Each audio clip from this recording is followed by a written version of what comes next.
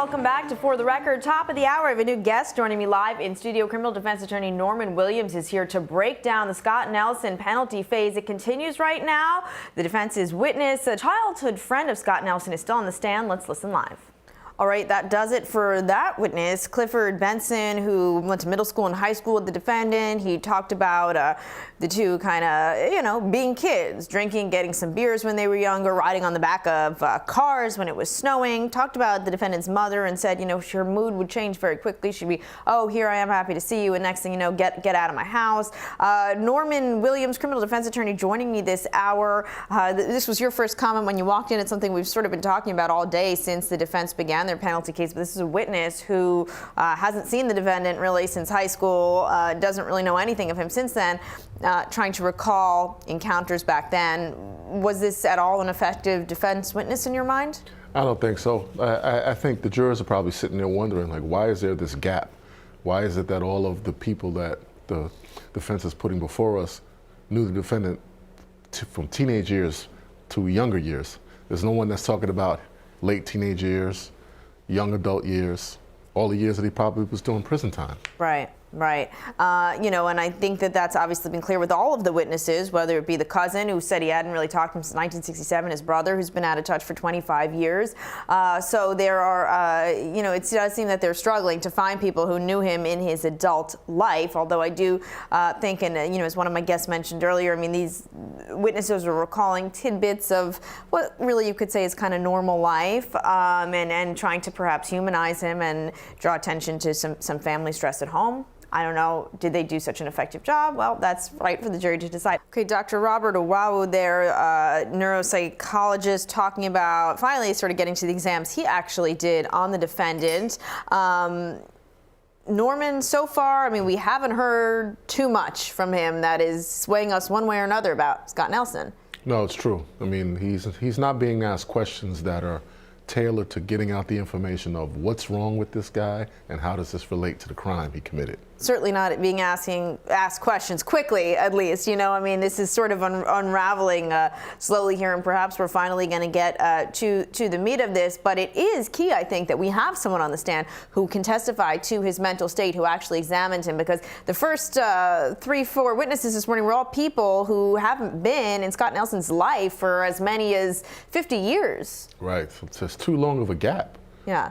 And this expert isn't doing the defense any favors, I don't think.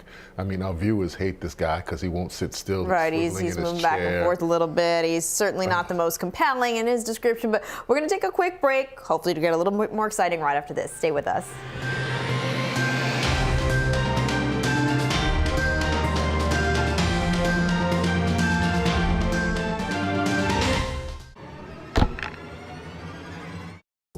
My name is Sam Leitch. About a year ago, I had a heart transplant. My life was saved on the last day that I was supposed to be on this planet. I don't know who my donor was, but that person saved my life. And now I know what a miracle feels like. It feels terrific. Having a new heart's given me time to spend more time with my loved ones, watching them grow up.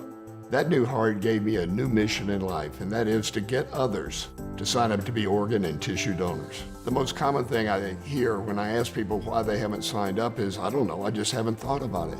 Well, why don't you think about it? Think about the life you might save or the life you might enhance.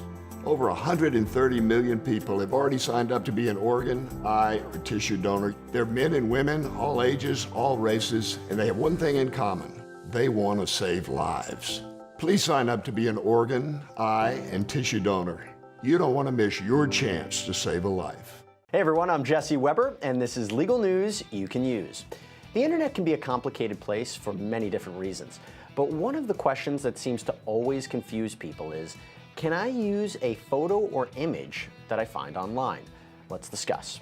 Okay, so first, copyrights. Copyrights are all the exclusive rights that someone has in an original work that he or she created, including images. How they're distributed, seen, copied, and otherwise used is up to the copyright owner. Generally, if you created the image, you automatically own the copyright in it. Pretty cool, right? What this means is that you usually need the permission of the copyright owner before using the image. However, ask yourself the following. Are you planning to use the image sparingly, or maybe only a portion of it? Are you not going to make money off of it? Are you using it in a news reporting, educational, or scholarly context that benefits the public? Are you completely changing the image so it's unrecognizable? Are you transforming the meaning of the image, like using it in a parody? Is it impossible to get the permission of the copyright owner? Well, if your answer is yes to some or all of these questions, then you may be able to use it without permission, but that's not always guaranteed.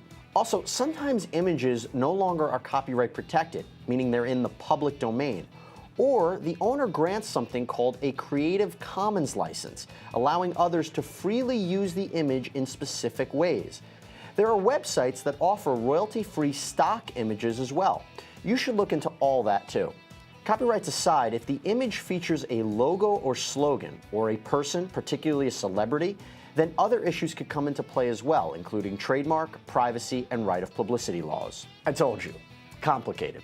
So best practice is to get permission or give credit whenever you can before using an image, particularly on social media. For more legal news you can use, go to lawandcrime.com. Can I go to the sleepover? Lucy, I want you to promise me something. If there's any drinking, I want you to say, "No thanks, not my thing." Mom. I promise you, your real friends won't care. Deal? I promise, Mom. They really do hear you. Did you pack your toothbrush? For tips on how to start the talk, visit underagedrinking.samhsa.gov. A public service message from the Substance Abuse and Mental Health Services Administration. Do you know the signs of a brain aneurysm? The worst headache of your life? Pain behind one eye? Dizziness or blurry vision? Don't ignore it. Seek immediate emergency care. The Lisa Calagrassi Foundation. Learn more at lisafoundation.org.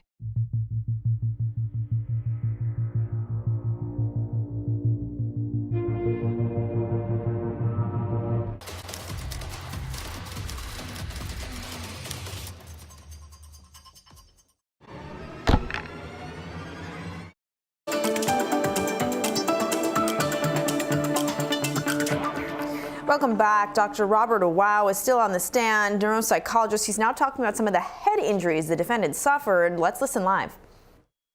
For standalone measures. And these are known to be sensitive to effort, whether or not someone's giving effort, and not sensitive to any true neurologic impairment. So you can have, there's a test called the test of memory malingering that I gave, Dr. Mings also gave as well, which I find, they're very interesting to me because when you test somebody who's not giving effort with these tests. Responsive. Sustain the objection. I'm sorry. You were explaining malingering testing, so does what you're talking about play into the malingering testing? Yes. So you were talking about embedded testing. So are these like ways to tell if someone is not giving full effort or faking their results within the test, but then there's also standalone tests Yes. on their own that are meant to look Yes. for that? Right. And neuropsychologists are compelled to give these tests, especially in this setting. And with Mr. Nelson, was there any evidence in these testing that he was not giving full effort or that he was faking results in some way? Absolutely not. He gave complete effort on all of those tests. Okay. And I want to talk about the test a little bit generally. His results were kind of all over the map. Is that fair to say?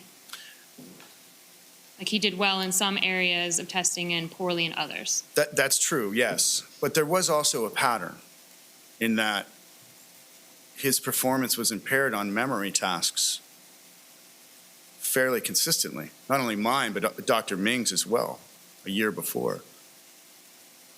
Okay. And also on some executive function tasks that measure the same thing.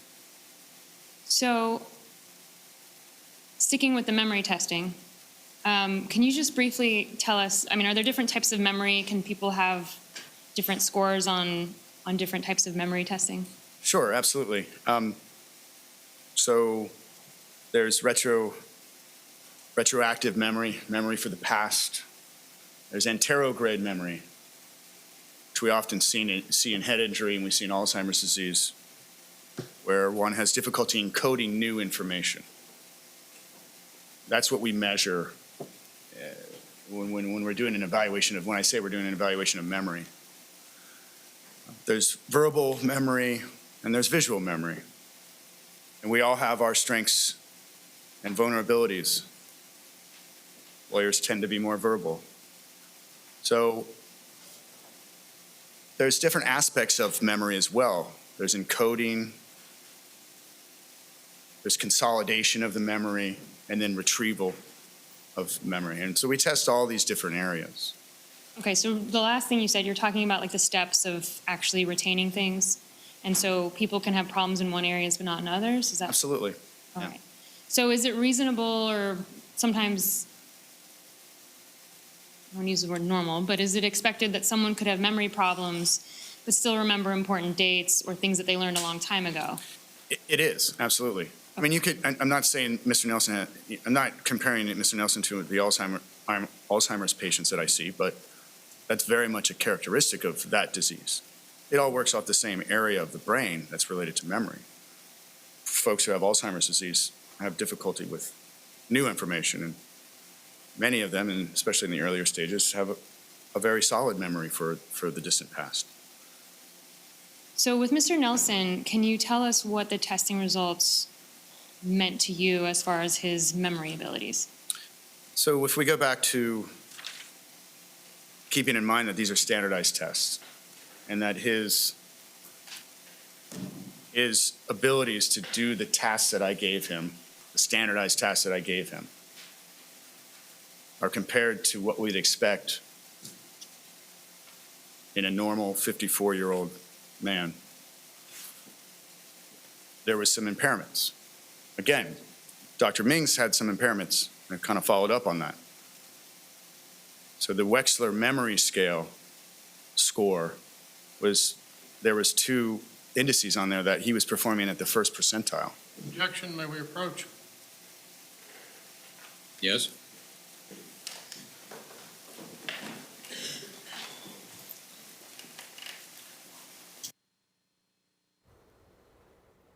Okay, so the neuropsychologist on the stand here talking about some of the head injuries Scott Nelson suffered. He talks about a car accident at age 17. He talks about some injury, possibly self-inflicted injuries from head banging, among other things.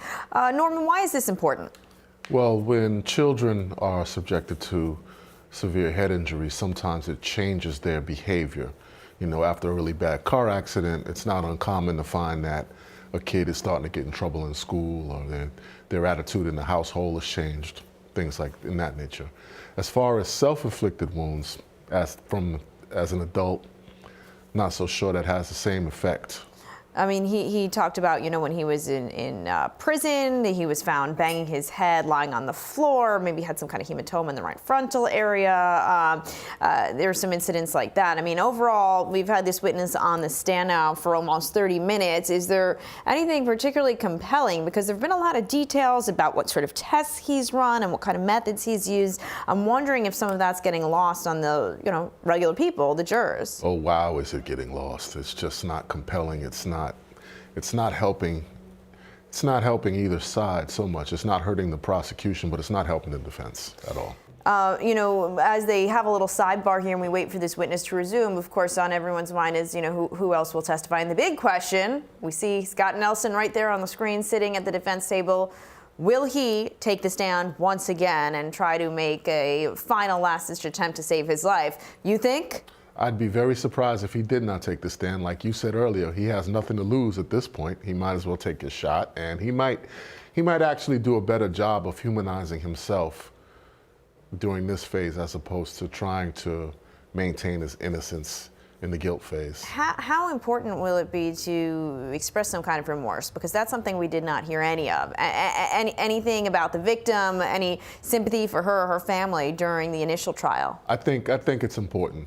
He's already been found guilty, and it's important for him to express remorse, and he can express remorse without hurting himself legally, so he needs to. And I think it'd be be pretty easy for him to do so, considering the fact that he referred to her death as collateral damage. Yeah. And that she really wasn't an intended target in his mind. Yeah. So the neuropsychologist, they're continuing to testify about basically the state of Scott Nelson's brain, talking about some deficiencies that he used the phrase storm of factors that probably caused these deficiencies. That storm of factors includes trauma he's had, and now he's sort of going into heart disease and how that may play a role in the brain function. I mean, ultimately, Norman, let's remember what this is all about. Should this defendant be spared?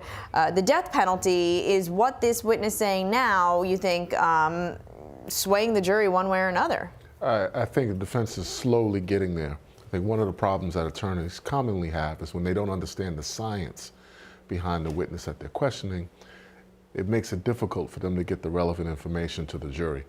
And expert testimony can be very boring, can be very flat. Right. It's not sexy or exciting. Right, but he's got to get the details out, so. Yeah, and still, the defense needs to be able to make the argument that his problems, that his deficits, that his physical condition, his mental condition made it impossible or hard for him to make the right choice. Yeah.